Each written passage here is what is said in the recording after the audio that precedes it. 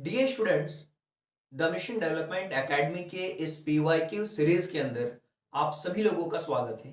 और जो बच्चे नवोदय स्कूल के लिए अपनी प्रिपरेशन कर रहे हैं और क्लास सिक्स के अंदर एडमिशन चाहते हैं, उन बच्चों के लिए ये पीवाईक्यू सीरीज बहुत ही ज़्यादा इंपॉर्टेंट होने वाली है। क्योंकि इस पीवाईक्यू सीरीज के अंदर हम लोग डिस्कस कर रहे हैं 2003 से लेकर के अभी तक के जितने भी क्वेश्चन पेपर हैं, उन सारे के सारे क्वेश्चन पेपर को। तो चलिए, इससे पहले कि मैं क्वेश्चन पेपर के बारे में बात करूं, सबसे पहले एक अच्छे से थॉट के साथ इस क्वेश्चन पेपर को सॉल्व करना शुरू करेंगे कि सपना एक देखोगे तो मुश्किलें हजार आएंगी। सपना एक देखोगे तो मुश्किलें हजार आएंगी, लेकिन वो मंजर भी बड़ा खूबसूरत होगा जब कामयाबी आपका शोर मचाएगी। डियर स्टूडेंट्स, सबसे पहले तो जो इंस्ट्रक्शन दिए होते हैं क्वेश्चन पेपर के अंदर, उन इंस्ट्रक्शंस को ध्यान से पढ़ना होता है। जब आप इंस्ट्रक्शंस को ध्यान से पढ़ लोगे तो चीजें आपको खुद ब खुद समझ आने लगेंगी कि किस तरीके से आपको क्या करना है। यानी कि मेंटल एबिलिटी के कितने क्वेश्चंस होने वाले हैं, अरिथमेटिक के कितने वाले होने वाले हैं, और लैंग्वेजेस के कितने क्वेश्चंस होने वाले हैं। ये सारी की सारी चीजें आपको समझ आएंगी। क्वेश्चन पेपर के अंदर आपको अपना रोल नंबर, अपना नाम और सिग्नेचर करना होता है। अब क्वेश्चन पेपर में सबसे पहला जो सेक्शन होता है वो मेंटल एबिलिटी का होता है। कुछ लोग इसे रीजनिंग के नाम से भी जानते हैं, मेंटल एबिलिटी टेस्ट को। तो चलिए, सबसे पहले हम मेंटल एबिलिटी टेस्ट के जो क्वेश्चंस होते हैं उन क्वेश्चंस को देखने वाले हैं, जिसमें पहले 1 से लेके 4 तक के जो क्वेश्चंस हैं उसमें हमें ओड वन आउट छांटना है। यानी कि 4 में से 3 पिक्चर्स ऐसी हैं जो किसी ना किसी रूप में सिमिलर है, और एक ऐसी पिक्चर होगी जो डिफरेंट है। तो हमें देखना है कि सबसे डिफरेंट पिक्चर कौन सी है, और आप अपने आंसर्स को हमें बताना है कि सबसे डिफरेंट कौन सी पिक्चर है। चलिए, तो सबसे पहले स्क्रीन पे आपके सामने क्वेश्चन होगा, लेकिन एक बात हमेशा मैं आपको बताता हूं कि जब भी आप क्वेश्चन पेपर को सॉल्व करना शुरू करते हो ना, तो आप अपने पास एक रफ कॉपी और पेन जरूर रखा करो, और क्वेश्चन को सॉल्व करते समय वीडियो के साथ साथ प्रैक्टिस किया करो। इससे क्या होगा कि जैसे मान लीजिए आपने देखा, मैंने इसका आंसर बता दिया आपको, आपने देखा सर ने यार फर्स्ट वाले का आंसर तो ए बताया है मुझे, लेकिन मेरे अकॉर्डिंग तो सी हो रहा है, यानी मेरा ये गलत है। ओके, तो जब आप 1 से लेके 80 तक के जितने भी क्वेश्चन हैं उन सारे क्वेश्चन को साथ साथ में प्रैक्टिस करोगे तो आपको डबल से वीडियोस देखनी नहीं पड़ेंगी और एक बार में ही अच्छे से काम हो जाएगा। होगा क्या कभी कभी कि मैं टाइम एक क्वेश्चन से दूसरे क्वेश्चन के बीच में कम देता हूं, लेकिन आपको क्या करना है, वीडियो को पॉज कर लेना है, फिर प्ले करते जाना। आप देखो, आप 200 300 400 कितने भी वीडियोस देख लो, कोई फर्क नहीं होने वाला जब तक आप खुद प्रैक्टिस नहीं करोगे। चीजें आपको नहीं बनने वाली। और डाउट है तो आप क्वेश्चन पूछ सकते हो, नीचे नंबर दिया हुआ है। चलो, तो पहला क्वेश्चन देखते हैं। पहले क्वेश्चन का आंसर क्या है, पी क्यू आर एस लिखा हुआ है यहाँ पे, यहाँ भी पी क्यू आर एस लिखा हुआ है, यहाँ भी पी क्यू आर एस लिखा है, यहाँ भी पी क्यू आर एस लिखा है। अच्छा, तो रोटेशन की प्रक्रिया हमें देखनी है कि किस तरीके से ये रोटेट हो रहा है। ओके, सबसे पहले अगर देखें पी, तो पी यहाँ पे यहाँ से यहाँ रोटेट होना चाहिए, बल तो यहाँ पे हुआ है। पी के बाद ये क्यू यहाँ पे है, पी के बाद ये जस्ट पी अब यहाँ पे आ गया, तो पी यहाँ से यहाँ पहुंच गया, तो पी के बाद क्यू यहाँ पे, क्यू के बाद ये आर यहाँ पे हो गया। ओके, अब यहाँ पे अगर आप देखोगे, चीजों को समझने की कोशिश करोगे, तो पी, पी के बाद क्यू आर एस, पी के बाद क्यू होना चाहिए, लेकिन यहाँ पे एस है, यानी कि ऑप्शन नंबर जो ए है वो सबसे डिफरेंट ऑप्शन है हमारा। पी के बाद क्यू होना चाहिए, यहाँ पे पी के बाद क्यू है, यहाँ पे पी के बाद क्यू है, यहाँ भी पी के जस्ट बाद में क्यू है, पी के आगे क्यू होना चाहिए, यहाँ पे पीछे साइड में क्यू है अगर हम रोटेशन कर रहे हैं इसका। तो इसीलिए ऑप्शन नंबर ए हमारा क्या है, राइट आंसर है। आगे बढ़ते हैं, अगले क्वेश्चन के बारे में बात करते हैं, जानने की कोशिश करते हैं कि इसका करेक्ट आंसर क्या होगा। क्वेश्चन नंबर सेकंड का, सेकंड क्वेश्चन को अगर आप ध्यान से देख पा रहे हो तो चीजें आपको खुद ब खुद समझ आ जाएंगी। यहाँ पे 3 सर्कल्स हैं, यहाँ पे 3 सर्कल्स, यहाँ भी 3 सर्कल्स और यहाँ भी 3 सर्कल्स। यहाँ पे अंदर की तरफ में, यहाँ भी अंदर की तरफ, यहाँ भी अंदर की तरफ, यहाँ पे बिल्कुल कॉर्नर में ये चला गया है, बाहर की तरफ इसका मुंह खुला हुआ है, यहाँ पे अंदर की तरफ खुला हुआ है, यहाँ भी अंदर की तरफ खुला हुआ है, यहाँ भी अंदर की तरफ, यहाँ पे अंदर की तरफ होना चाहिए लेकिन बाहर की तरफ है, इसीलिए ऑप्शन नंबर जो डी है वो करेक्ट आंसर है। आगे बढ़ते हैं, अगले क्वेश्चन के बारे में बात करते हैं कि क्वेश्चन नंबर थर्ड का राइट आंसर क्या होगा। टी आई सी लिखा हुआ है, इसके अलावा दिया हुआ है आपको सी टी आई, उसके बाद लिखा हुआ है टी ई सी, फिर लिखा है आई टी सी। तो अगर आप देखोगे कि यहाँ भी टी आई सी है, यहाँ भी टी आई सी है, यहाँ पे ऑप्शन अलग है, सी वाले में ई लिखा हुआ है, तो सी वाला जो ऑप्शन है वो बिल्कुल डिफरेंट है, इसीलिए सी वाला ही हमारा आंसर होगा।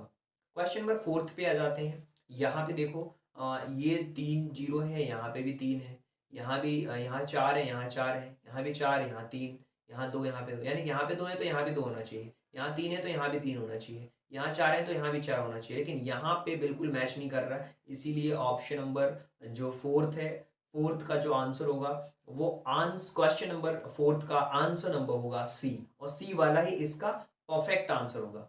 आगे बढ़ते हैं, अगले क्वेश्चन के बारे में बात करते हैं। और क्वेश्चन नंबर फिफ्थ से लेकर के 8 तक के जो क्वेश्चन दिए हुए हैं, इन क्वेश्चंस में 4 क्वेश्चन दिए हुए हैं, कहीं ना कहीं एक ग्रुप में सिमिलर है और एक डिफरेंट है। उनको हमें आंसर्स को फाइंड आउट करना है कि कौन सा जो है वो क्वेश्चन फिगर में आपको हमें देखने को मिल रहा है, कौन सा वाला ऑप्शन आपको देखने को मिल रहा है। तो आप देखोगे कि ये जो है और ये जो डी वाला ऑप्शन है बिल्कुल मिल रहा है, सिमिलरिटीज को हमें फाइंड आउट करना है। तो ऑप्शन नंबर जो डी है वो एग्जैक्ट सिमिलर है। इसी तरीके से अगर हम बात करते हैं क्वेश्चन नंबर 6 के बारे में कि इससे मिलता जुलता कौन सा क्वेश्चन है, तो अगर देखोगे कि ये जो सी वाला ऑप्शन है वो आपका करेक्ट ऑप्शन है, तो सी वाला जो ऑप्शन है वो बिल्कुल ही सही है।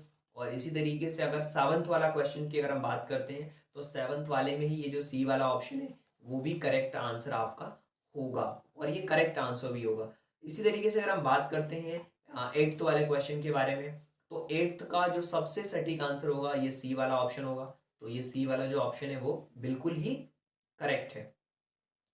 और आगे बढ़ते हैं, क्वेश्चन नंबर 9 से लेकर के 12 तक के जो क्वेश्चंस हैं, 9 से लेकर के 12 तक के जो क्वेश्चंस हैं, इन क्वेश्चंस में जो मिसिंग है उनको ऑब्जर्व करना है, यानी कि जहां पे क्वेश्चन मार्क लगा हुआ है ना, उन क्वेश्चन मार्क्स को आपको देखना है और फिर देखना है कि इसका एक सही आंसर क्या हो सकता है।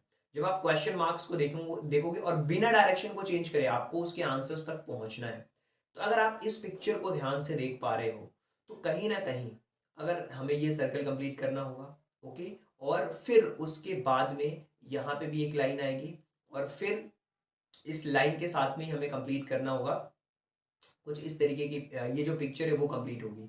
तो ऑप्शन नंबर जो डी आपको दिख रहा है ना, ऑप्शन नंबर डी, यही आपका करेक्ट आंसर होगा। ऑप्शन नंबर डी जो है वो बिल्कुल परफेक्ट होगा इस क्वेश्चन के लिए। आप कह सकते हो कि यहाँ पे जो मिसिंग है वही ऑप्शन नंबर डी के अंदर आपको देखने को मिलेगा। आगे बढ़ते हैं, बात करते हैं क्वेश्चन नंबर 10th वाले के बारे में कि इसका सही आंसर क्या हो सकता है। और 10th वाले क्वेश्चन को अगर आप ध्यान से देखोगे तो ये जो बी वाला ऑप्शन है अगर यहाँ पे आप रख देते हो, पुट कर देते हो, तो कंप्लीटली ये पिक्चर कंप्लीट हो जाएगी, ये पैटर्न भी कंप्लीट हो जाएगा। सो जो ऑप्शन नंबर बी है वो इसका करेक्ट ऑप्शन है। इसी तरीके से अगर हम क्वेश्चन नंबर 11th के बारे में बात करते हैं, क्वेश्चन नंबर 11th के बारे में बात करते हैं, तो यहाँ पे क्वेश्चन नंबर जो 11th है ये जो ऑप्शन है यहाँ पे कुछ इस तरीके से, और यहाँ भी पैटर्न को आपको देखने को मिलेगा। सो बी वाला जो ऑप्शन है ना वो इसका करेक्ट ऑप्शन है, ऑप्शन नंबर बी। इसी तरीके से अगर हम बात करते हैं क्वेश्चन नंबर 12th के बारे में, तो क्वेश्चन नंबर जो 12th है वो यहाँ पे आप कह सकते हो कि ये एक करेक्ट ऑप्शन है। तो सी वाला जो ऑप्शन है वो आपका एक करेक्ट ऑप्शन होगा, option number C. Question number 13 से लेकर के 16 तक के जो क्वेश्चन दिए हुए हैं उन क्वेश्चंस को ध्यान से आपको देखना है, और फिर जो स्पेस दिया हुआ है लेफ्ट हैंड साइड में उस स्पेस की जगह पे क्या राइट हो सकता है वो आपको देखना है। ये क्वेश्चन मार्क जहां पे दिया हुआ है इसकी जगह पे क्या सही हो सकता है। एक एरो ऊपर की तरफ गया है, दूसरे में एरो तो है, एक आपको ये डॉट वाली लाइंस आपको दिख रही है। इसी तरीके से एरो नीचे की तरफ में अगर आया है यहाँ पे, इसका ये पैटर्न है, तो इसका पैटर्न क्या होगा, इसका पैटर्न क्या हो सकता है। अगर 13 वाले के पैटर्न के बारे में बात करें तो इसका पैटर्न ये हो सकता है, एरो नीचे होगा और फिर ये ऊपर होगा, एक ऊपर एक नीचे, फिर एक नीचे एक फिर ऊपर। तो ये इसका जो होगा वो करेक्ट पैटर्न होगा। यहाँ पे फिर क्या होगा, फोर्थ वाले में ये वाली लाइन आ जाएगी ऊपर की तरफ से होती हुई, तो ये क्वेश्चन मार्क की जगह पे आएगा, यानी कि ऑप्शन नंबर जो बी वाला है वही इसका सबसे सही और सटीक आंसर होगा। क्वेश्चन नंबर 14 के बारे में बात कर लेते हैं। क्वेश्चन नंबर 14 के अंदर दिया हुआ है कि ये जो आपको दिख रहा है, ये आपको एरो दिख रहा है, यहाँ भी एरो यहाँ पे आपको दिख रहा है, उसके बाद से ये एरो ऊपर की तरफ में गया है, फिर ये नीचे की तरफ में गया है। तो अब की बार जो एरो होगा वो कहाँ पे जाएगा, वो मिडिल में आएगा, फिर से मिडिल में ही आएगा। अगर यहाँ पे मिडिल में था, फिर यहाँ पे ऊपर गया है, यहाँ पे नीचे आ गया, तो फिर कहाँ आएगा, मिडिल में आएगा। और मिडिल में एरो हमें दो जगह दिख रहे हैं, लेकिन न सिर्फ मिडिल में होगा बल्कि हमें देखना है कि क्या ये जो क्रॉस क्रॉस वाली जो लाइन है वो क्रॉस यहाँ पे एक कम हो रही है क्या, ये चीज़ हमें फोकस करके देखना है, ध्यान से ऑब्जर्व करना है, यहाँ भी क्रॉस है। तो किस तरीके से वो पैटर्न चल रहा है, उस पैटर्न को भी हमें नोट डाउन करना है कि ये वाली चीज़ भी नीचे आ रही है। तो अब की बार जो ये वाली चीज़ होगी जो यहाँ पे लिखी है वो सेम इसी के जैसी होगी, यानी कि ऑप्शन नंबर जो बी होगा वो इसका करेक्ट आंसर होगा। इसी तरीके से क्वेश्चन नंबर 15 के बारे में बात करते हैं, और ये बात करते हैं कि 15 वाले क्वेश्चंस में एक्चुअल में दिया क्या गया। सबसे पहले तो इस तरीके से बना हुआ है, और ये बिल्कुल रोटेट होकर के ऐसा हो गया, सीधा हो गया, मतलब आप ये समझो ऐसा एंगल हो गया। मतलब अगर किसी एंगल को, अगर आप एंगल को घुमा देते हो, इस वे में रोटेट कर देते हो तो ये बन जाता है। उसके बाद फिर से आपने रोटेट करके इसको इस तरीके से बना दिया, तो अब की बार रोटेट करोगे तो एरो आपका इधर चला जाएगा और ऐसा एंगल बन जाएगा। ओके, और जब इस तरीके का एंगल बनेगा तो आप कह सकते हो कि इसमें जो सबसे करेक्ट आंसर होगा, सबसे सटीक ये वाला ऑप्शन होगा, इस तरीके से रोटेट होगा, सॉरी इस तरीके से चला जाएगा अगर हम रोटेट करेंगे नीचे की तरफ में। तो ऑप्शन नंबर जो सी वाला है वो करेक्ट आंसर होगा, क्योंकि हम रोटेट कर रहे हैं। जो पिक्चर है ना, उस पिक्चर को रोटेट किया जाए। सबसे पहले एरो ऐसा था, ऊपर की तरफ में था, तो फिर ये ऐसा हो गया, उसके बाद नीचे की तरफ हो गया, तो उसके बाद फिर ये ऐसा हो जाएगा, सीधे ऐसे में आएगा। तो इस तरीके से हमें रोटेट करके चीज़ों को बताना है कि किस तरीके से रोटेशन के बाद उसका करेक्ट आंसर कहाँ होगा। क्वेश्चन नंबर 16 के बारे में बात करते हैं, और ये समझने की कोशिश करेंगे कि 16th वाले क्वेश्चंस में एक्चुअल में क्या दिया हुआ है, कैसे हम इस क्वेश्चन को सॉल्व कर सकते हैं।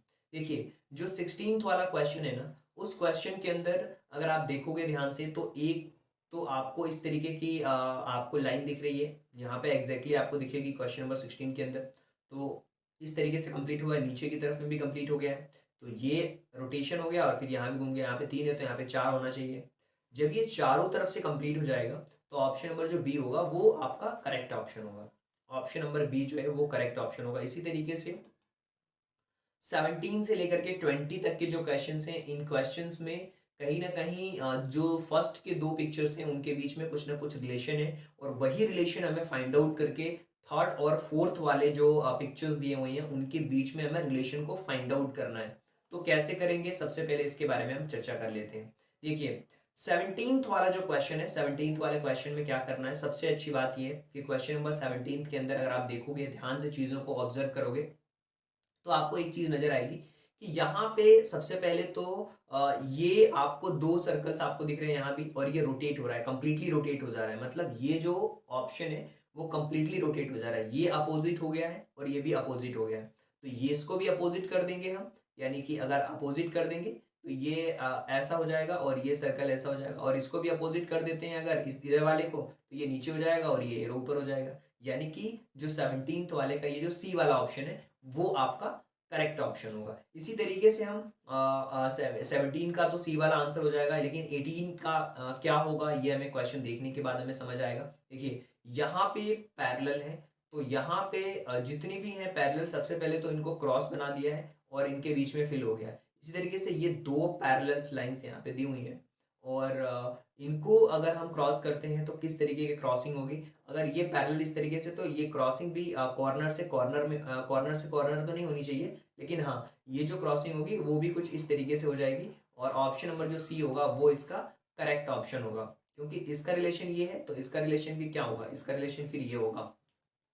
आगे चलते हैं और बात करते हैं क्वेश्चन नंबर 19th के बारे में, कि क्वेश्चन नंबर 19th का करेक्ट क्या होगा। यहाँ पे देखो, सबसे पहले तो जो अंदर में फिल वाला पार्ट है बस वही यहाँ पे रह गया है, जिसको हम कह रहे हैं कि ये एक तरीके से पेंटागन है, पेंटागन इसका बन रहा है, और 1 side, 2 sides, 3 sides, 4 side, 5 and ये 1, ये 1 2 3 4 5, 1 2 3 4 5 6 है, तो पेंटागन हो रहा है। ये ट्राइंगल अंदर में है, और ट्राइंगल को अगर हम ऑब्जर्व करेंगे तो ये कहीं ना कहीं ये अंदर का ट्राइंगल्स बनेगा, अंदर में जो भी था ये हेक्सागोन ही था। आगे बढ़ते हैं, पेंटागन बोल रहा था वो हेक्सागन था, से 6 साइड्स थी, यहाँ पे 3 साइड्स है, तो 3 साइड्स वो भी क्या होंगी, कलरफिल नहीं होंगी। यहाँ पे हेक्सागन था, यहाँ भी क्या होगा, ये एक तरीके से ट्राइंगल होगा, तो ये ट्राइंगल, ये वाला ऑप्शन करेक्ट होगा, बी वाला। क्वेश्चन नंबर 20 के बारे में बात कर लेते हैं, और इसका अपोजिट ये होगा, तो इस ई का अपोजिट क्या हो जाएगा, ई का अपोजिट अगर आप देखोगे तो ये वाला होगा, यानी कि ई का ठीक अपोजिट ये वाला ऑप्शन होगा, तो ऑप्शन नंबर जो ए है वो करेक्ट आंसर है। अब हम बात करते हैं क्वेश्चन नंबर 21 के बारे में। 21st वाला जो क्वेश्चन है उसका करेक्ट आंसर क्या होगा।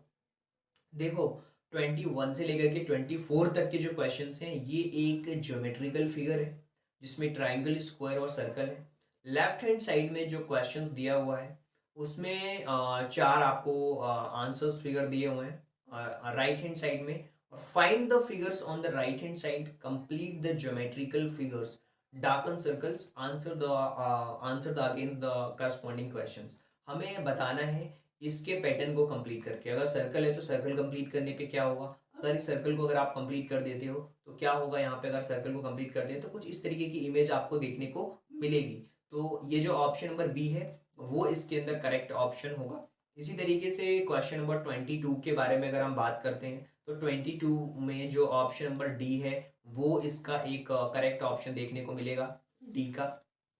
इसी तरीके से क्वेश्चन नंबर 23 के बारे में अगर हम बात करते हैं तो ऑप्शन नंबर जो सी होगा वो करेक्ट आंसर होगा। और क्योंकि इसको यहाँ पे फिट करने से कंप्लीटली ये जो पिक्चर है वो कंप्लीटली कवर हो जाएगी और हमें पैटर्न को कंप्लीट करना है। इसी तरीके से अगर 24th वाले की हम बात करते हैं तो ये बी वाला जो ऑप्शन होगा वो करेक्ट होगा। और 25th वाले क्वेश्चन से लेकर के 28 के जो क्वेश्चन हैं अगर हम इनको ध्यान से देखेंगे तो चीज़ें हमें खुद ब खुद समझ में आएंगी कि हमें क्या करना है। यहाँ पे मिरर फाइंड आउट करना है। मिरर इमेजेस क्या होगी, ये मिरर ठीक ऐसा दिया हुआ है तो डी का अपोजिट तो ऐसा होगा, और एन का अपोजिट तो आपको ही पता है ऐसा हो जाता है, और ई है तो ई का तो ऐसे ही होगा, और बी है तो बी का कहीं ना कहीं आप देखोगे कि अगर ये बी ऐसा बना हुआ है तो ये बी जो है वो ऐसा बनेगा। तो बी ई एन डी इस तरीके से आपको कहीं भी देखने को मिल रहा होगा, जो कि ऑप्शन नंबर फर्स्ट के अंदर ही हमें देखने को मिल रहा है। तो ऑप्शन नंबर फर्स्ट जो है वो इसका करेक्ट ऑप्शन होगा। आगे बढ़ते हैं, क्वेश्चन नंबर बात करते हैं 26 के बारे में कि 26 का करेक्ट ऑप्शन क्या होगा। 26 वाले क्वेश्चन के अंदर अगर आप ध्यान से देखोगे तो चीज़ें आपको खुद ब खुद समझ आएंगी कि इसका करेक्ट आंसर क्या हो सकता है। इसकी अगर हम मिरर इमेज की बात करते हैं तो इसका जो मिरर इमेज होगा ये ऑप्शन नंबर सी होगा। इसके जैसा बिल्कुल बनेगा, ये इसके जैसा बन जाएगा मिरर में। मिरर में क्या होता है ना, अपोजिट होता है। और ये चीज़ आपको फोकस जब आप करोगे तो चीज़ें आपको ऑटोमेटिकली समझ आएगी। और इसका देखो मिरर ठीक यहाँ पे ये और यहाँ पे ये बना, और फिर ये ब्लैंक और ये सारी चीज़ें। तो ऑप्शन नंबर जो ए है वही इसका करेक्ट ऑप्शन है। और बहुत बार क्या होता है ना कि जूम करने पे चीज़ें समझ में आती है कि यहाँ पे क्रॉस है कि नहीं। तो यहाँ पे पिक्चर में क्रॉस है क्योंकि यहाँ पे छोटा है, इस वजह से नहीं दिख रहा होगा। 28 वाले क्वेश्चन के बारे में बात करते हैं। 28 का जो करेक्ट आंसर होगा वो डी वाला ऑप्शन होगा, यानी कि ऑप्शन नंबर जो डी होगा 28 के लिए वो करेक्ट होगा। और 29th में से लेकर के 32 तक के क्वेश्चंस की बात करें तो यहाँ पे हमें क्या करना है, पेपर को फोल्ड करना है और कट करना है। जो भी डिजाइन दी हुई है अगर इनको पेपर को कट करेंगे, फोल्ड करेंगे और अनफोल्ड फिर करते हैं तो कहीं ना कहीं ये जो बी वाला जो ऑप्शन है वो इसका करेक्ट ऑप्शन होगा। इसी तरीके से अगर हम 30th क्वेश्चन के बारे में बात करते हैं तो ये जो सी वाला ऑप्शन है वो आपका एक तरीके से करेक्ट ऑप्शन है। और 31st के बारे में हम बात करते हैं, इसको फोल्ड करने पे क्या इसका करेक्ट आंसर होगा और किस तरीके से हम इस क्वेश्चन को कर सकते हैं। तो इसको कट करोगे और फोल्ड करोगे ना तो कहीं ना कहीं ये जो सी वाला ऑप्शन है यही आपको दिखेगा, क्योंकि यहाँ से अगर हम करते हैं तो कहीं ना कहीं एक तो यहाँ पे कंप्लीट होगा और एक तो यहाँ भी कंप्लीट होगा, और जब ये कंप्लीट हो जाएंगे दो तो इसका जब इसको ओपन करोगे तो इधर और इधर भी कंप्लीट हो जाएंगे। तो ये चार ऑप्शन यही दिख रहे हैं ऑप्शन नंबर सी के अंदर। 32 वाले क्वेश्चन पे हम मूव करते हैं।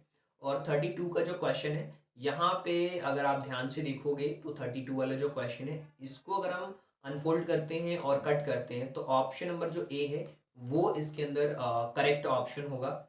और बात कर लेते हैं 32 के बाद 33 से लेकर के 36 तक के जो क्वेश्चन हैं उन क्वेश्चन के बारे में। और यहाँ पे क्वेश्चन फिगर में लेफ्ट हैंड साइड में जो मार्क है उनको हमें देखना है, राइट हैंड साइड में कट जो पीसेस हैं उनको अगर हम कंबाइन कर देते हैं, इन सारी चीज़ों को अगर कंबाइन करेंगे तो क्या बनेगा ये चीज़ फाइंड आउट करना है। और इनको कंबाइन करके बनाएंगे तो ऑप्शन नंबर ए आपका कंप्लीटली बन करके रेडी हो जाएगा। इसी तरीके से 34th के बारे में हम बात करते हैं तो 34th वाले क्वेश्चन के अंदर ये जो ऑप्शन नंबर बी है ये आपका करेक्ट ऑप्शन होगा। इसी तरीके से हम बात करते हैं कि जो 35 का क्वेश्चन है, 35 में वाले क्वेश्चंस के अंदर ये जो ऑप्शन नंबर ए है ये इसका करेक्ट ऑप्शन होगा। और इसी तरीके से हम बात करते हैं 36 वाले क्वेश्चन के बारे में। तो 36 का जो क्वेश्चन है वो ऑप्शन नंबर जो ए है ये इसका करेक्ट ऑप्शन होगा। 36 का ए वाला जो ऑप्शन है वो इसका बिल्कुल करेक्ट ऑप्शन होगा अगर हम कंबाइन करते हैं तब। इसी तरीके से 37 के बारे में बात करते हैं। तो 37 वाले क्वेश्चन में 37 वाले क्वेश्चंस में हमें ये देखना है कि ये कहाँ पे छुपा हुआ है। तो यहाँ पे अगर देखोगे फर्स्ट वाले ऑप्शन के अंदर तो ये आपको दिख जाएगा छुपा हुआ। तो ए वाला जो है वो करेक्ट है। और 38 में देखोगे कि ये यहाँ पे छुपा हुआ है, यानी कि इसका भी ए वाला क्वेश्चन करेक्ट है। और 39 के बारे में बात करते हो तो ये भी देखो यहाँ पे छुपा हुआ है, इसका भी ए वाला ऑप्शन जो है वो करेक्ट है। 40 वाले क्वेश्चन के बारे में बात करते हैं कि ये वाला जो ऑप्शन है वो कहाँ पे आपको छुपा हुआ दिख रहा है। तो ये वाला ऑप्शन आपको दिख रहा है यहाँ पे कहीं ना कहीं। तो बी वाला जो ऑप्शन है वो इसमें करेक्ट ऑप्शन होगा। देखिए 40 तक के तो क्वेश्चंस आपके रीजनिंग के हैं, लेकिन यहाँ 41 से लेकर के 60 तक के जो क्वेश्चंस हैं, 20 क्वेश्चंस नेक्स्ट, वो मैथमेटिक्स के क्वेश्चंस होने वाले हैं। और मैथमेटिक्स के क्वेश्चंस को सॉल्व करने के लिए आपकी कैलकुलेशन अच्छी होनी चाहिए और हमें देखना पड़ेगा कि इसकी एग्जैक्ट वैल्यू क्या आने वाली है। जब हम इस क्वेश्चन को सॉल्व करेंगे तो हम यहाँ पे देखने वाले हैं कि क्या सही होने वाला है और किस तरीके से हम इस क्वेश्चन को कर सकते हैं। तो चलिए सबसे पहले 41 में देखिए ये इन दोनों का जो मल्टीप्लीकेशन है ना ये आ रहा है। अब मैं अब एक चीज आपसे पूछता हूँ, 5 और 4 का मल्टीप्लीकेशन अगर 20 है तो आप मुझे बताओ कि 20 को अगर मैं डिवाइड करूंगा 4 से तो क्या हो जाएगा, 5 हो जाएगा। आप देख पा रहे हो इस नंबर को अगर इससे डिवाइड करूंगा तो ये आंसर होगा, या फिर 20 को डिवाइड करूंगा अगर 5 से तो ये वाला होगा। यानी कि दो नंबर का जो मल्टीप्लीकेशन का जो आंसर होता है अगर एक नंबर से डिवाइड करते हैं तो एक नंबर ऑटोमेटिकली आता है।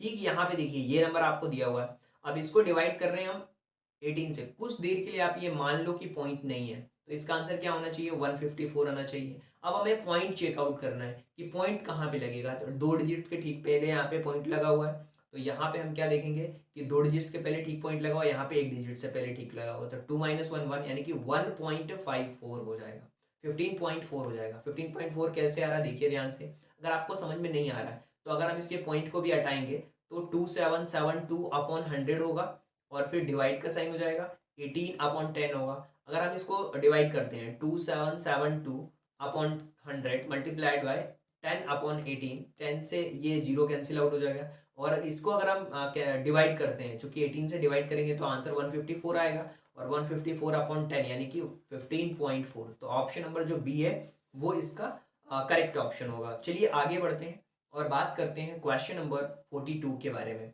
और ये बहुत ही इंटरेस्टिंग क्वेश्चन है। If the two perpendicular sides of right angle triangle are 5 centimetre and 12 centimetre, तो पेरीमीटर ऑफ रेक्टेंगल क्या होने वाला है। सबसे पहले तो दो टू परपेंडिकुलर साइड्स हमें दी हुई है। परपेंडिकुलर साइड्स हमें पता है, एक दिया हुआ है हमें 5, एक दिया हुआ है 12। तो हमें इस साइड को फाइंड आउट कर लेंगे और तीनों को प्लस कर देंगे तो हमें ये पता चल जाएगा कि इसका जो इस जो ए बी सी ट्राइंगल है इसका पेरीमीटर क्या हो जाएगा। देखिए ए सी अगर फाइंड आउट करना है तो आपको ही पता है पाइथागोरस थ्योरम क्या कहती है, परपेंडिकुलर का स्क्वायर प्लस जो बेस है उसका स्क्वायर, तो इसका स्क्वायर तो 25 हो जाएगा और प्लस 12 का स्क्वायर हो जाएगा 144, और 144 और वन इसको करेंगे तो 169 हो जाएगा। और 169 का अगर अंडर रूट फाइंड आउट करेंगे, क्योंकि हमें ए सी स्क्वायर फाइंड आउट करना है, तो ए सी स्क्वायर हो जाएगा 5 का स्क्वायर प्लस 12 का स्क्वायर, और ए सी की वैल्यू फाइंड आउट करनी है तो 169 हो जाएगी, और ए सी इक्वल टू हो जाएगा 13, तो ये 13 हो गया। ओके, तो 13 और 12, 25, 25 और 5, 30, यानी कि ऑप्शन नंबर जो डी है वो करेक्ट ऑप्शन होगा, क्योंकि 13, 12 और 5 को जब हम प्लस करेंगे तो इसका जो आंसर होगा वो 30 आएगा।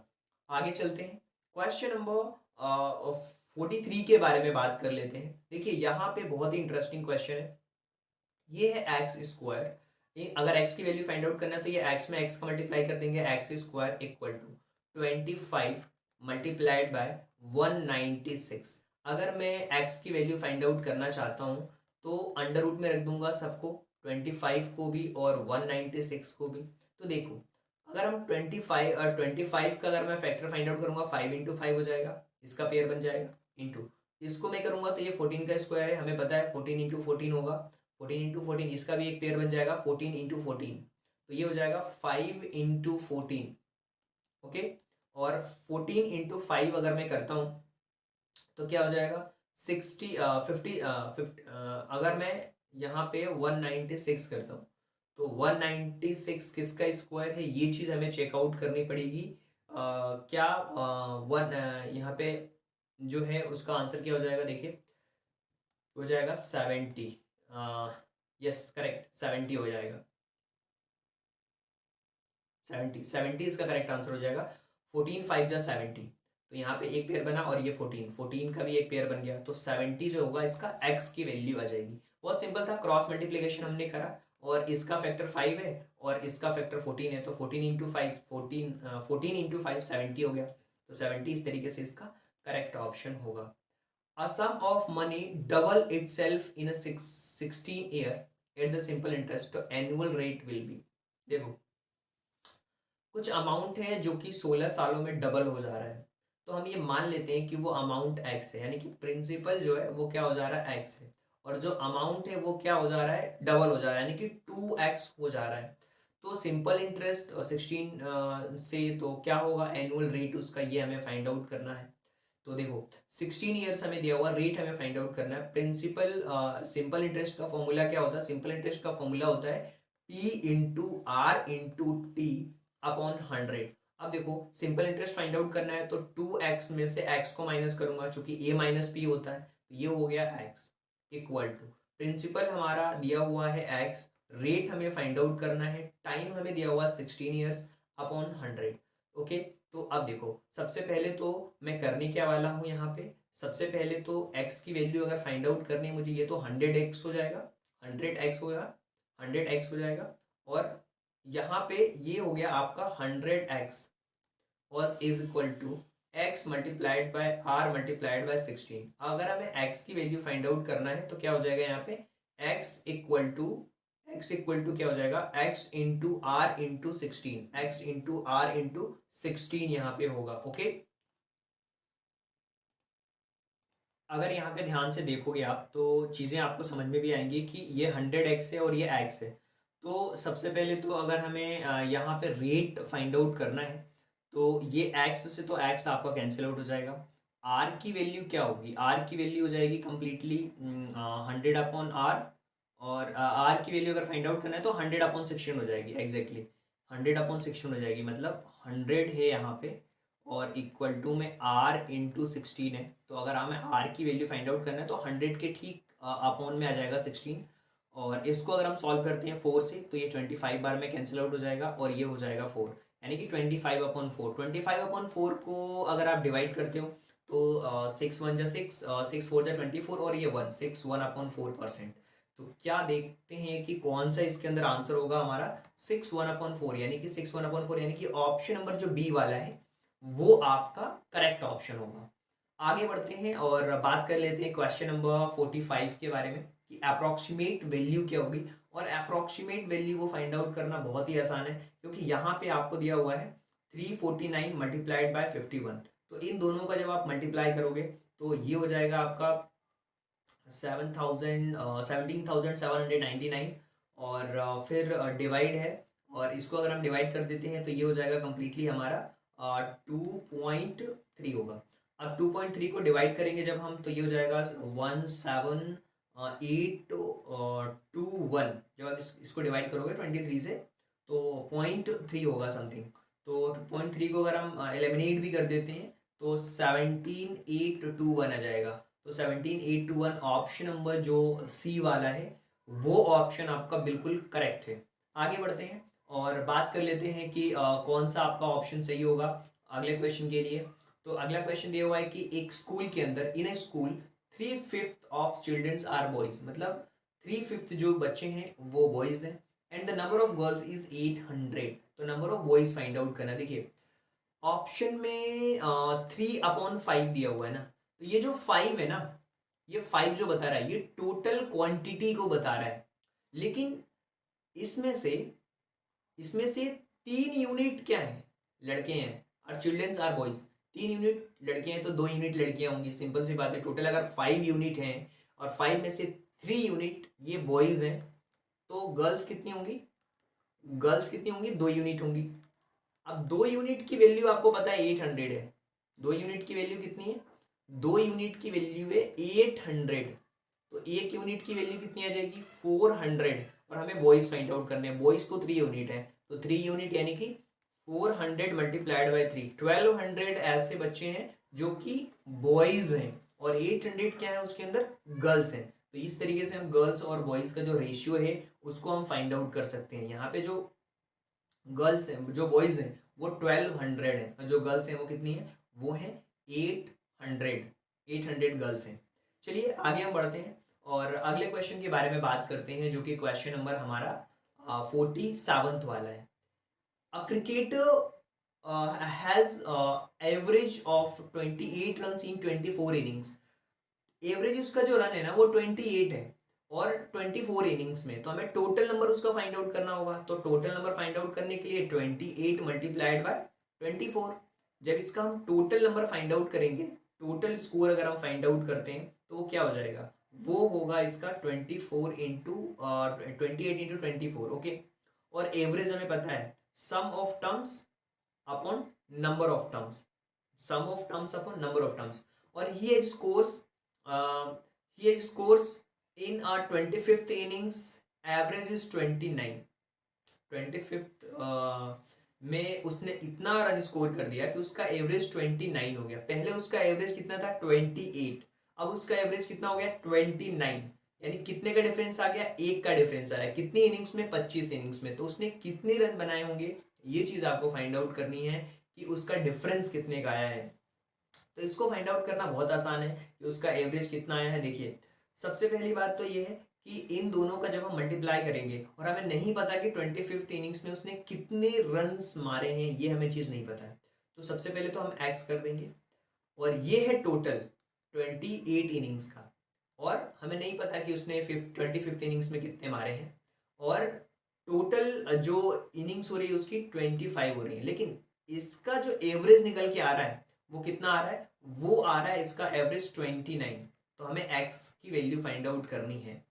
तो अब हमें करना क्या होगा? एक्स की वैल्यू फाइंड आउट करनी है तो 28 और 24 का मल्टीप्लाई करेंगे, 672 हो जाएगा, और प्लस एक्स होगा, और इसके साथ में ही आप इक्वल टू में 29 दिया हुआ है, और ये 25 का मल्टीप्लाई हो जाएगा इसमें 25। ओके।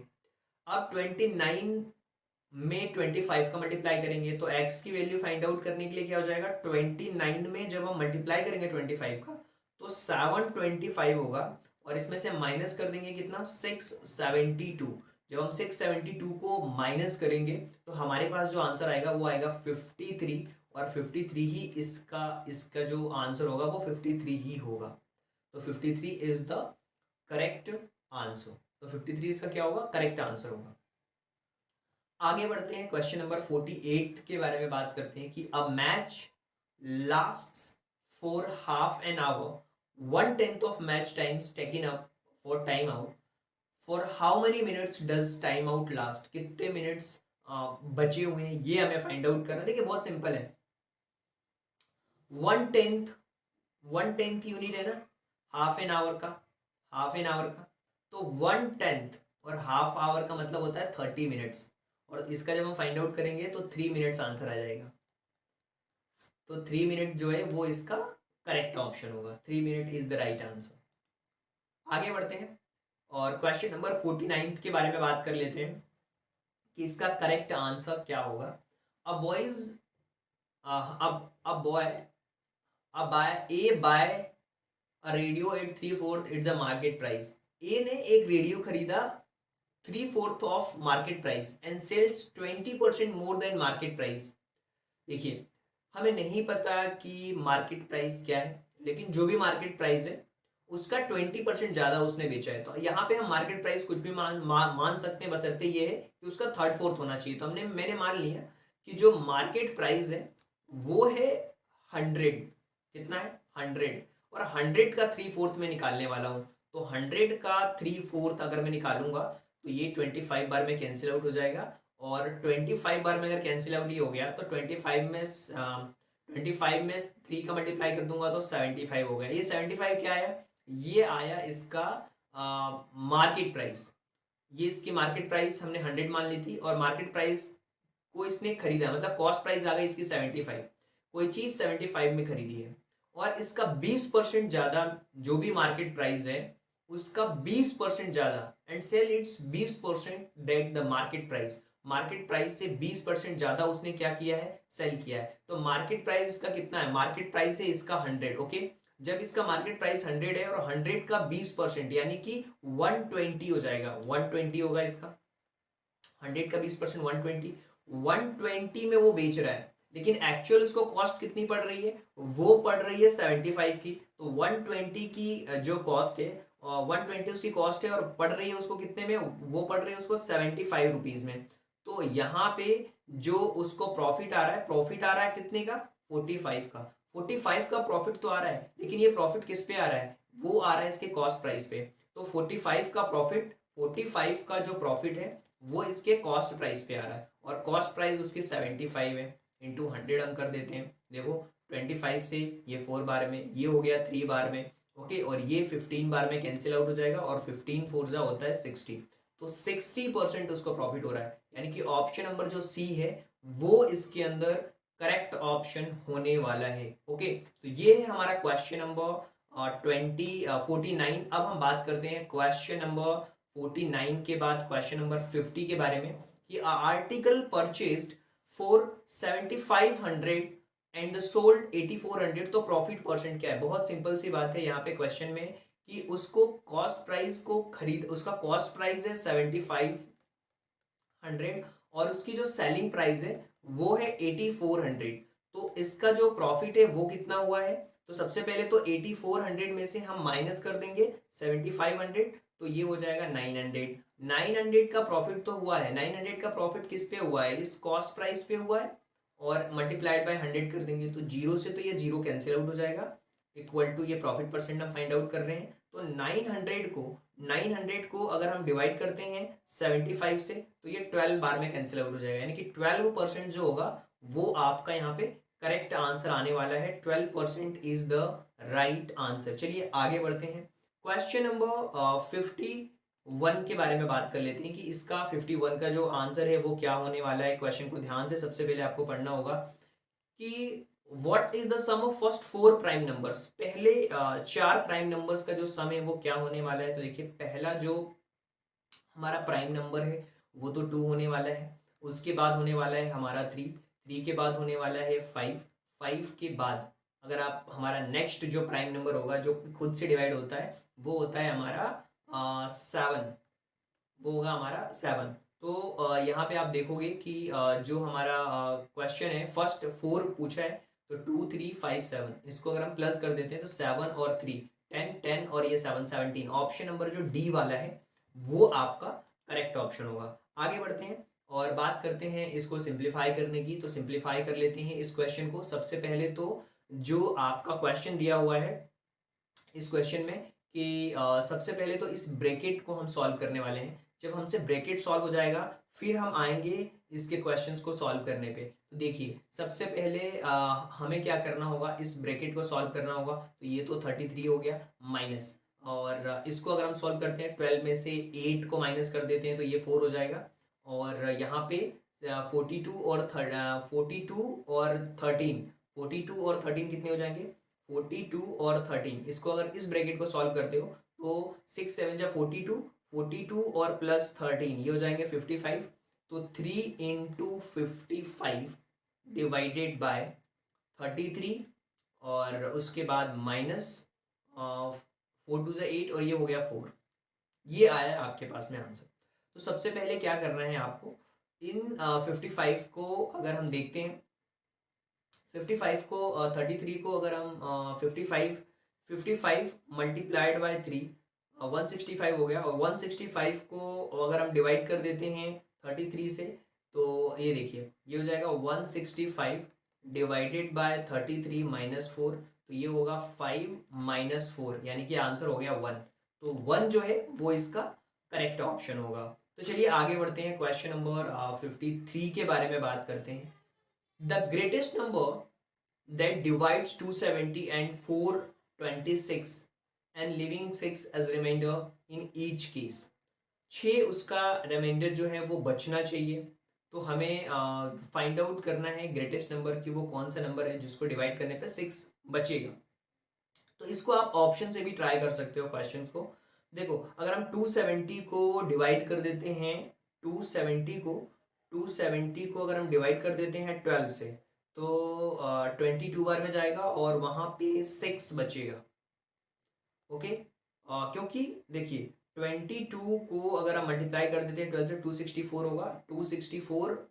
264 बार में कंप्लीटली डिवाइड हो जाएगा 12 से, और प्लस 6 बच जाएगा। ओके, और अगर हम डिवाइड करते हैं 426 को 12 से डिवाइड कर देते हैं, तो यहाँ 35 बार में जाएगा और 35 में 420 हो जाएगा। ये 420 प्लस 6, पहला वाला आंसर ही हमारा क्या है, करेक्ट ऑप्शन है। इस तरीके से हम इसके आंसर्स को फाइंड आउट कर सकते हैं, जो कि बहुत ही आसान है। ग्रेटेस्ट नंबर फाइंड आउट करना है आपको, तो इस तरीके से हम इसके आंसर्स तक पहुंच सकते हैं।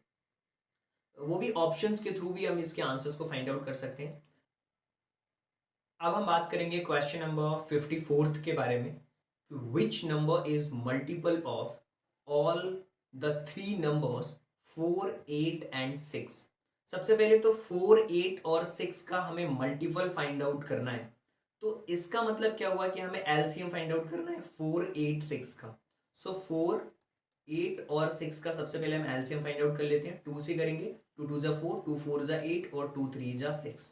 फिर 2 से करेंगे, 2 1 जा 2 एंड 2 2 जा 4 एंड 3। फिर उसके बाद फिर 2 से करेंगे 1 1 एंड 3। फिर 3 से अगर हम करते हैं तो 1 1 एंड 1।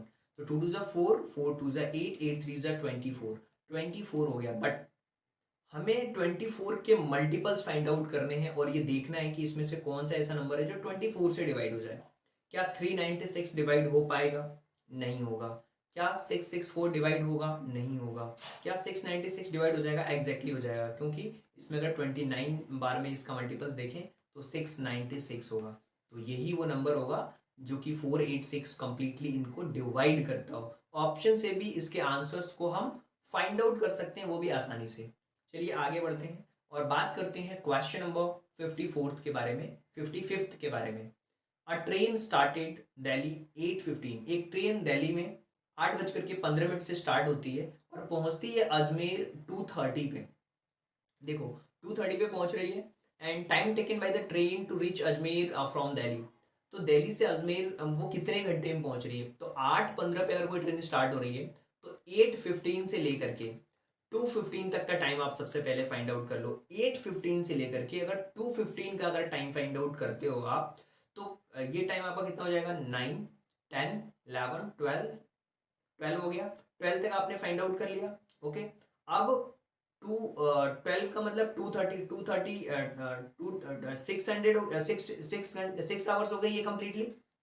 ये 6 आवर्स हो गया कंप्लीटली, और 15 मिनट्स और ऐड करोगे तो 2:30 हो जाएगा।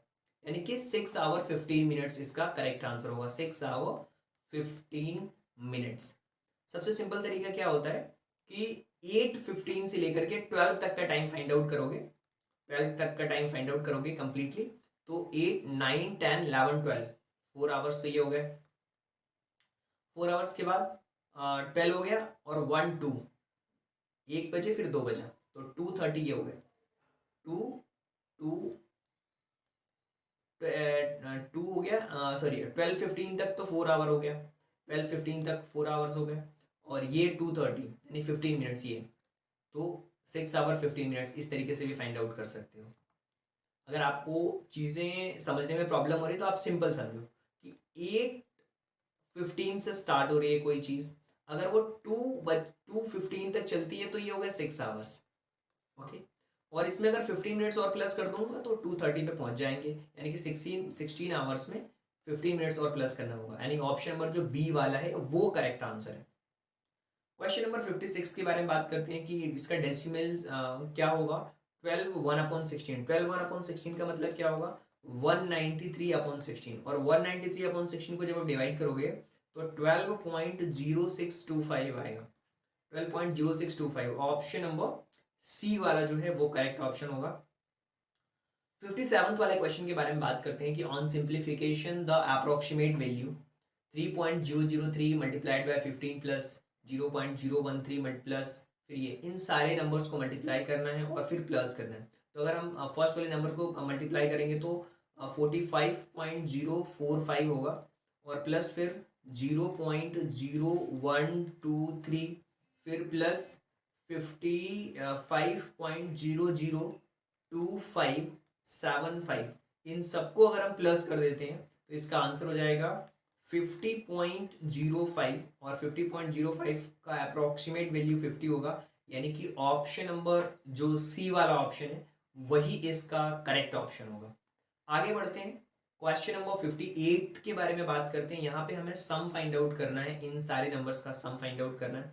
तो सम बहुत सिंपल होता है किसी भी नंबर्स का फाइंड आउट करना। देखिए सबसे पहले तो 77.0077 दिया हुआ है, उसके बाद के जो नंबर्स हैं वो दिए हुए हैं 7.007, इसके बाद फिर नंबर दिया हुआ है एक और 7.07, फिर एक और नंबर दिया हुआ है 7.7। इन सबको अगर आप प्लस कर देते हो तो ये हो जाएगा 7847 और ये पॉइंट और ये हो जाएगा 8 और ये 98.7847 ऑप्शन नंबर जो बी है वो इसका करेक्ट ऑप्शन होगा।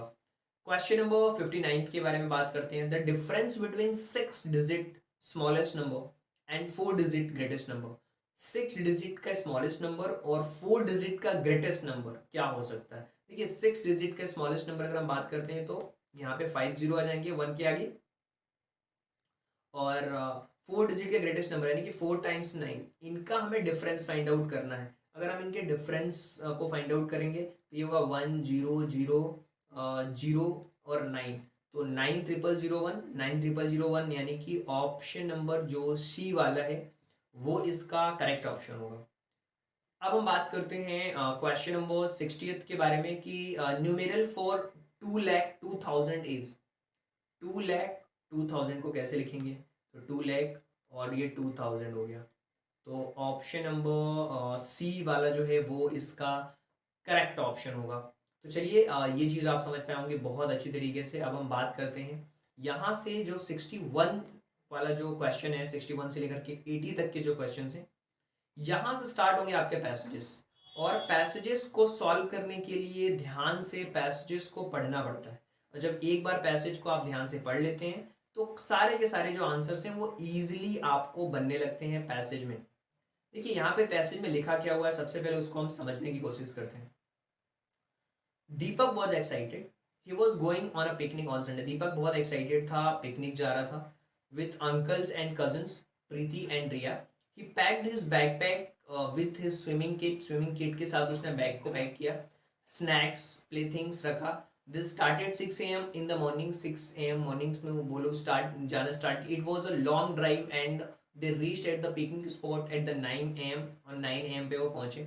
It was a farm house in a village, एक विलेज के अंदर फार्म हाउस था। They walk around the village to see paddy fields, learn how to rice is grown, कैसे पैडी फील्ड्स था, उन्होंने देखा कि किस तरीके से जो धान के पौधे होते हैं कैसे उगते हैं।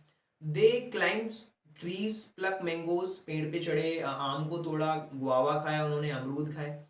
इन the afternoon they sat under the tree, पेड़ के नीचे बैठा उन्होंने। ही हैड लंच रखा। When uncle said it was time to guava in the afternoon they sat under a tree, और जब वो एक गुआवा के पेड़ के नीचे बैठे आफ्टरनून में, उस ही हैड लंच, उन्होंने लंच किया। The uncle said it was time to return home. They wanted to stay longer because they liked the village so much. वो और रुकना चाहते थे क्योंकि उनको गांव बहुत पसंद आ रहा था। देखिए यहाँ पे अगर हम देखें एक्साइटेड का मतलब क्या होता है। एक्साइटेड का मतलब होता है कि आप बहुत खुश हो, very happy, that is means excited. Deepak and his cousins वो बिल्कुल भी इंजॉय, बिल्कुल बहुत इंजॉय कर रहे थे, बिल्कुल बोर फील तो कर नहीं रहे थे। तो बी वाला जो ऑप्शन है वो करेक्ट है, इंजॉयड द पिकनिक। इसी तरीके से Deepak went on a picnic with his, किसके साथ गया, अंकल्स और कजिन्स के साथ गया था। So option number B once again is the right answer. 64th वाले क्वेश्चन के बारे में बात करें, पिकनिक स्पॉट वॉज इन कहाँ था, वो एक विलेज में था और वहाँ पे बहुत इंजॉय भी कर रहे थे वो लोग। क्वेश्चन नंबर 65th के बारे में बात कर लेते हैं। Uncle showed Deepak how rice is grown, कि कैसे जो पैडी के पौधे कैसे ग्रो होते हैं, धान के जो पौधे होते हैं वो उन्होंने दिखाया। पैसेज नंबर सेकंड के बारे में बात करें, have you play the tug of war, क्या आपने ठग ऑफ वॉर खेला?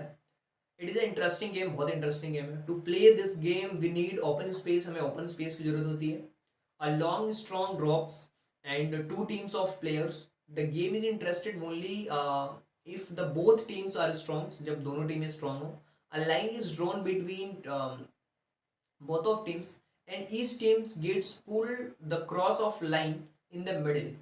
The team of the game lost the game, the strongest members of the team standing at the end of the rope, and the team pull the rope in the united manner. The people ground should be cleaned of the stones, otherwise it makes some injuries.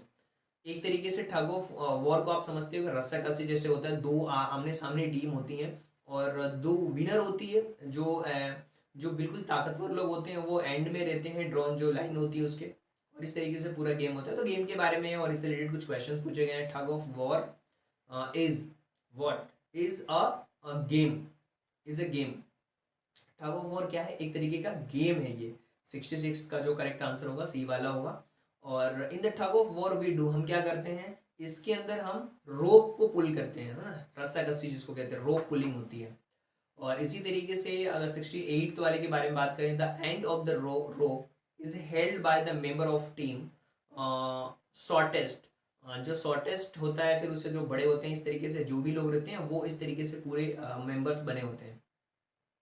The team which is pulled across the line in in in the loser, जो line के अंदर में होता है वो loser ही होता है। Team which pulled across, जिसको खींच लेते हैं लाइन के अंदर, वो हार जाती है team.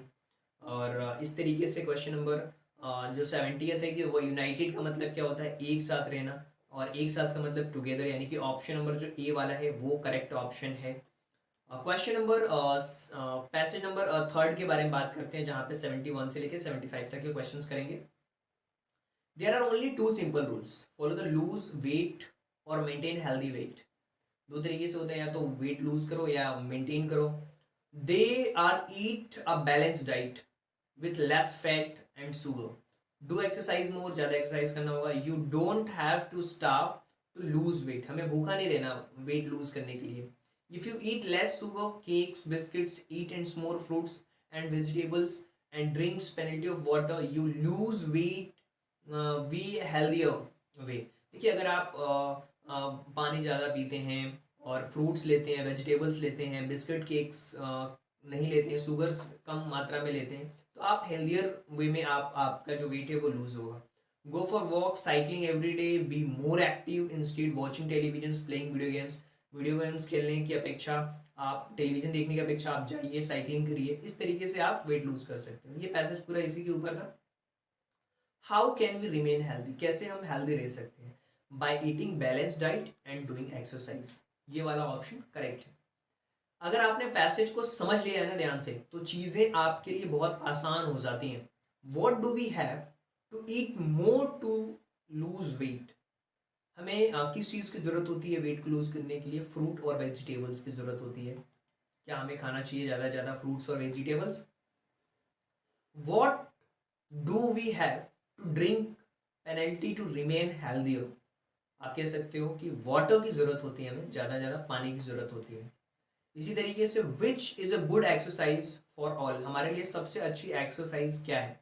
That is walking and cycling, walking और साइकिलिंग एक अच्छी एक्सरसाइज है। इसी तरीके से अगर हम बात करते हैं कि which word is opposite two meanings of active, active का अगर अपोजिट हम फाइंड आउट करेंगे तो इनएक्टिव वर्ड होगा, जो कि एक्यूरेट होगा।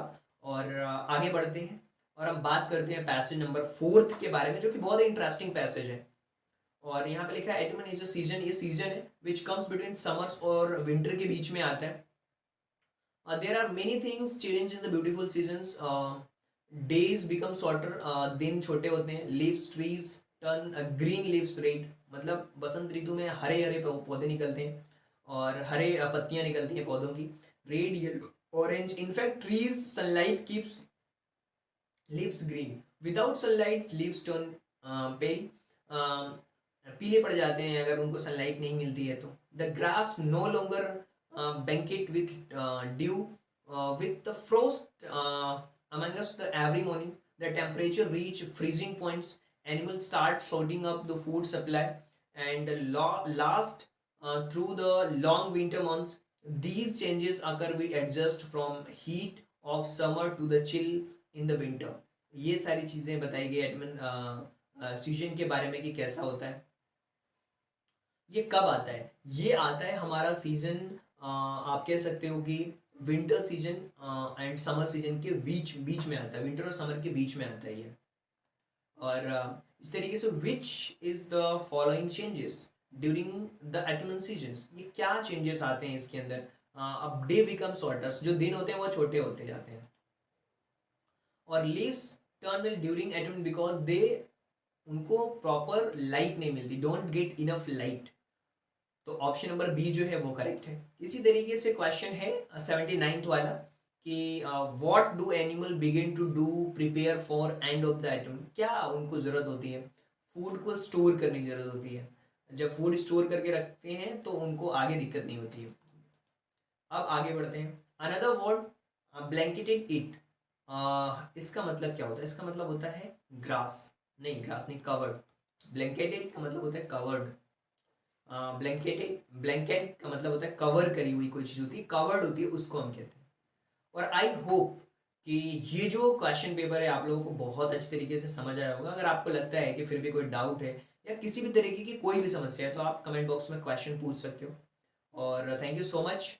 और अगले क्वेश्चन पेपर में हम डिस्कस करेंगे 2022 का कंप्लीट क्वेश्चन पेपर, तो बने रहिएगा इस पीवाईक्यू सीरीज के अंदर। डाउट पूछने के लिए जो नीचे नंबर लिखे हुए हैं, इन नंबर्स पे आप व्हाट्सएप कर सकते हो, स्क्रीनशॉट लेकर के आपके डाउट्स क्लियर किए जाएंगे हमारी टीम के द्वारा। So thank you so much and thanks for giving your precious time at the last. God bless you, thank you so much.